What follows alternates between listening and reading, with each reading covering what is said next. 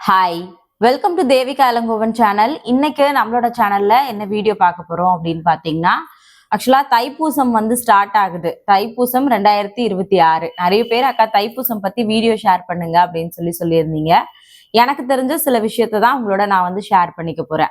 தைப்பூசம் எப்போ ஸ்டார்ட் ஆகுது, 48 நாள் விரதம் இருக்கவங்க எண்ணெயில இருந்து விரதம் இருக்கலாம், 21 நாள் விரதம் இருக்கவங்க எண்ணெயில இருந்து ஸ்டார்ட் பண்ணலாம். இந்த மாதிரி எனக்கு தெரிஞ்ச சில விஷயங்கள் தான் நான் உங்ககிட்ட ஷேர் பண்ணிக்க போறேன்.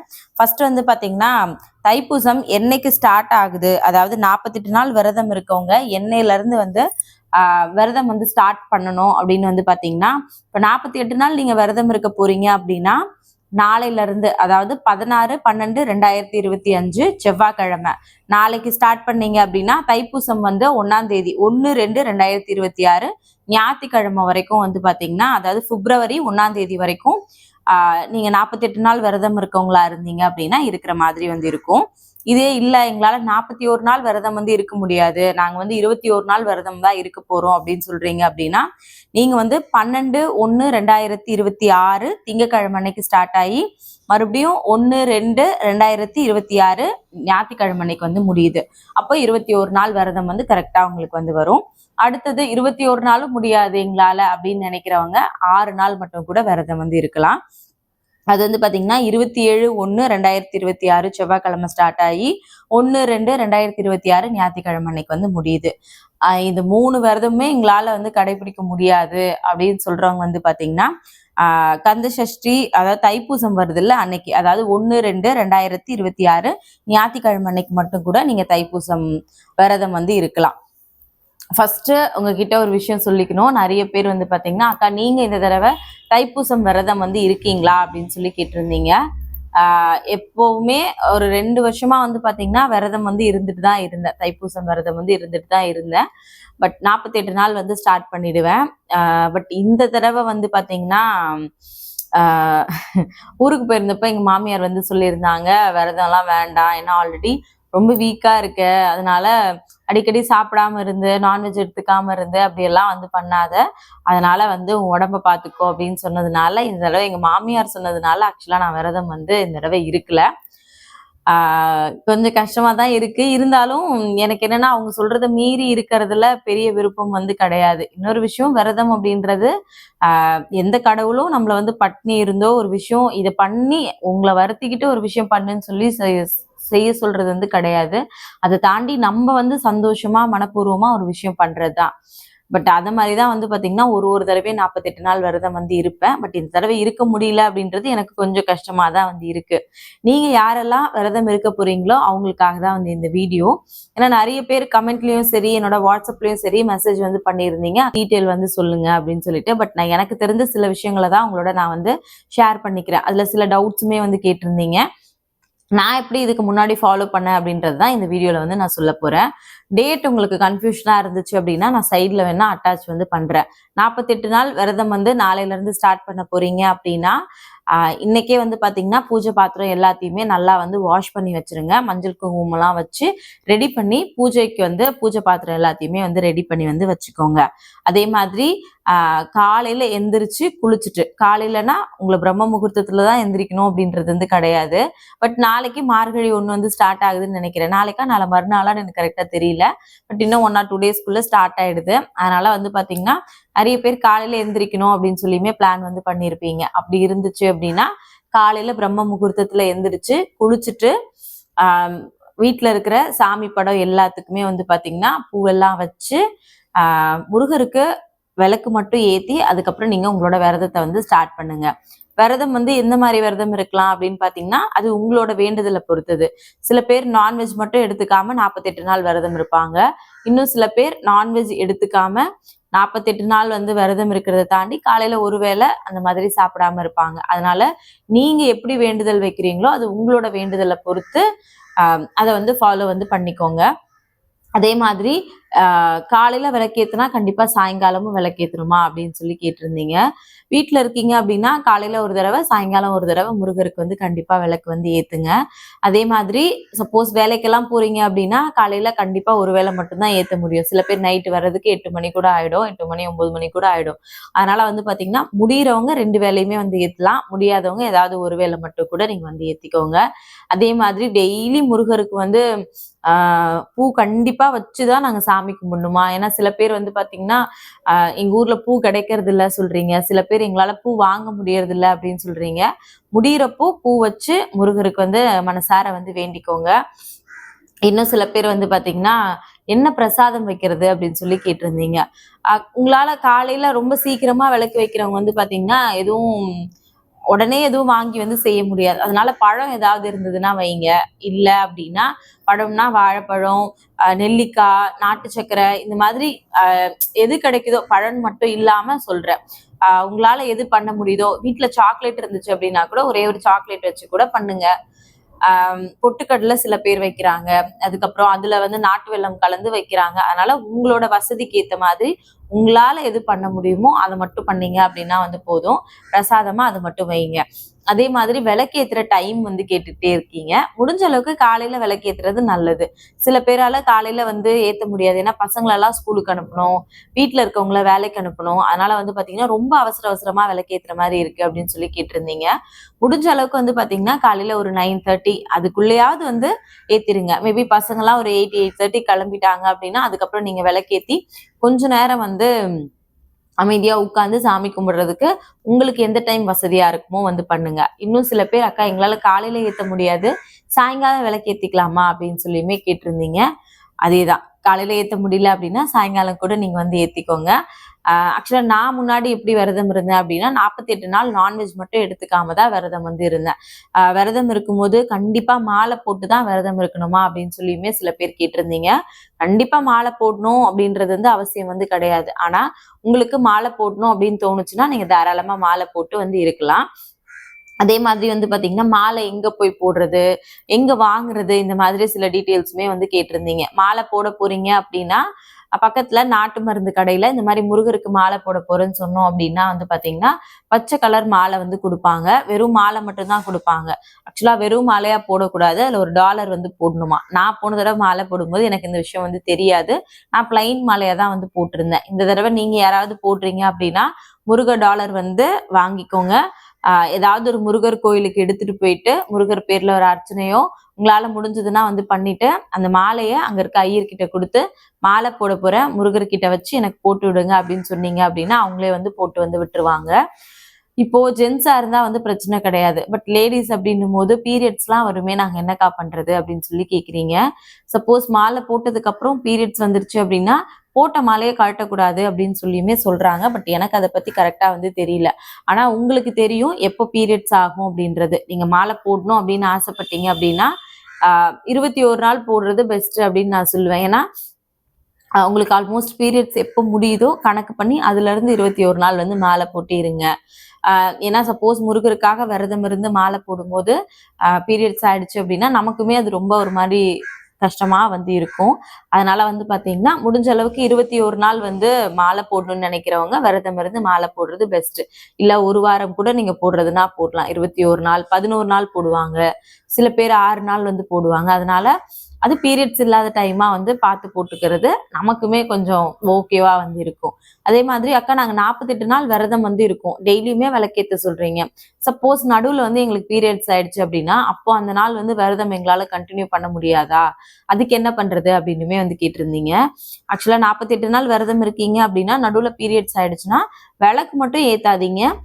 நீங்க வந்து நான்வெஜ் சாப்பிடாம அப்படியே உங்களோட விரதத்தை வந்து கண்டினியூ வந்து பண்ணுங்க. அதே மாதிரி வீட்டுல விளக்கேத்தும் போது ஏதாவது வேல்மாறலோ இல்ல கந்தசஷ்டி கவசமோ இந்த மாதிரி ஏதாவது முருகர் சம்பந்தப்பட்ட பாட்டோ ஏதாவது உங்களுக்கு டைம் இருந்துச்சு அப்படின்னா உட்காந்து கொஞ்ச நேரம் படிங்க. நான் 48 நாள் விரதம் இருக்கும்போது தினமுமே வந்து பாத்தீங்கன்னா வேல்மாறல் வந்து படிச்சுட்டு இருந்தேன். இந்த 48 நாள் விரதம் இருக்கிறதுனால உங்க லைஃப்ல ஏதாவது நடந்திருக்கான்னு கேட்டீங்கன்னா கண்டிப்பா. ஆஹ் நான் கேட்ட விஷயம் நடந்திருக்கா அப்படின்றது வந்து கேட்டீங்கன்னா இல்ல. நான் போன தடவை ஒரு விஷயம் வந்து கேட்டிருந்தேன். பட் அது நடந்துச்சான்னு கேட்டீங்கன்னா அது நடக்கல. பட் அதை தாண்டி உன்னோட லைஃபுக்கு இதெல்லாம் விட இதெல்லாம் ரொம்ப முக்கியமான விஷயம் அப்படின்னு முருகர் எனக்கு சில விஷயம்லாம் வந்து காமிச்சாரு. ஏன்னா நான் வேண்டிக்கிட்டது வேற ஒரு விஷயம். பட் எனக்கு அது அது வந்து நடக்கல. அப்ப ரொம்ப கோவம் வந்துச்சு முருகர் மேல நிஜமாவே. நான் உன்கிட்ட ஒரு விஷயம் கேட்டேன். பட் நீ வந்து எனக்கு அத பண்ணி குடுக்கல. அத தாண்டி நெறைய கஷ்டம். அந்த 48 நாள் நான் விரதம் இருக்கும்போது, என் லைஃப்ல இல்லாத அளவுக்கு பிரச்சனை. அவ்ளோ ஸ்ட்ரெஸ்ல வந்து இருந்தேன். அப்போ டெய்லி வந்து திட்டிக்கிட்டே தான் வந்து மனசுக்குள்ள ரொம்ப கோவமா வந்திருக்கும். "ஏன் என்ன மட்டும் இப்படி சோதிக்கிற? நான் என்ன பண்ணேன்?" அப்படின்ற மாதிரி தான் வந்து தோணும். பட் அது 48 நாள் முடிச்சு மாலைலாம் 48 நாள் மாலை போட்டுறல. 11 நாள் மட்டும் மாலை போட்டிருந்தேன். இப்போ சஷ்டி விரதம் இருந்தப்போ சொல்றேன்.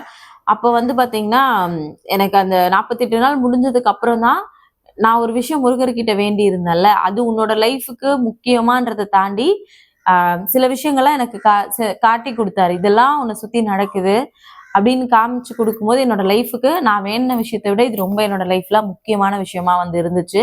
தினமுமே இப்ப காலையில நான் முருகருக்கு டெய்லி வந்து நன்றி சொல்லிட்டு தான் இருக்கேன். ஏன் அப்படின்னா, நான் கேட்ட விஷயம் நடந்திருந்துச்சு அப்படின்னா, எனக்கு அது லைஃப்ல பெருசா வந்து இருந்திருக்காது. பட் என்னோட லைஃப்ல நான் எதெல்லாம் ரொம்ப முக்கியமா நினைக்கிறேனோ, இதெல்லாம் வந்து இந்த மாதிரி சில இடங்கள்ல வந்து இருக்கு. அதெல்லாம் நீ பார்த்துக்கோ. இத தாண்டி இதுதான் உன் லைஃப்க்கு ரொம்ப முக்கியம். இதுக்காக தான் நீ இவ்ளோ கஷ்டப்படுற அப்படின்னு சொல்லிட்டு எனக்கு வந்து காமிச்சு குடுத்திருந்தாரு. பட் எனக்கு வந்து நான் கேட்ட விஷயத்த விட எனக்கு நடந்த விஷயம் தான் வந்து பார்த்தீங்கன்னா, ரொம்ப முக்கியமான விஷயம். அதனால ஆ அவருக்கு வந்து தெரியும். கண்டிப்பா எனக்கு எது செஞ்சா நல்லது அப்படின்னு. பட் நெறைய நேரத்துல நம்ம அத புரிஞ்சுக்கிறதே வந்து கிடையாது. நமக்கு ஏதாவது ஒரு கஷ்டம் வரும்போதோ, ஏதாவது ரொம்ப வந்து பிரச்சனைகள் வரும்போதோ வந்து பார்த்தீங்கன்னா, கடவுள தான் வந்து கண்டிப்பா வந்து திட்டுவோம். ஆனா அது வந்து தப்புன்னு நான் நெறைய தடவ ரியலைஸ் பண்ணியிருக்கேன். பண்ணிக்கிட்டே வந்து இருக்கேன். அது சில டைம் வந்து ஏதாவது ரொம்ப முடியாத கஷ்டம் வரும்போது உட்கார்ந்து அழவே செய்வேன். "என்னை ஏன் இவ்ளோ கஷ்டப்படுத்துற?" அப்படின்னு. அந்த மாதிரி அந்த 48 நாள் சஷ்டி விரதம் இருந்தப்போ, ஒரு நாள் கூட அழாத நாளே வந்து கிடையாது. டெய்லி ஏதாவது ஒரு ப்ராப்ளம் வந்து இருக்கும். பட் அது எனக்கு முடிஞ்சதுக்கு அப்புறம் தான் தெரிஞ்சது. அது உனக்கு ப்ராப்ளம் கிடையாது. உன் லைஃப்ல இவ்ளோ விஷயங்கள் வந்து உனக்கு தெரியாம இருக்கு அப்படின்னு எனக்கு முருகர் வந்து காட்டிக் குடுத்தாரு. அப்படிதான் நான் வந்து நம்புறேன். அதான் உங்களுக்கும் சொல்றேன்.